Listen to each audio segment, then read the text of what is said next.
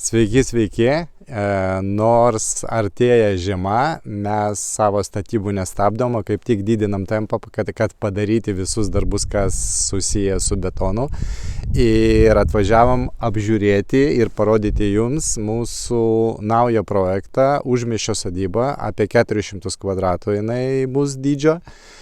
Ir dažnai žmonės klausinėja, ar galima statyti įsipinį namą didelį. Tai be abejo galima bile kokio dydžio statyti namą, užsienį stato iki 6 aukščių tokius namus.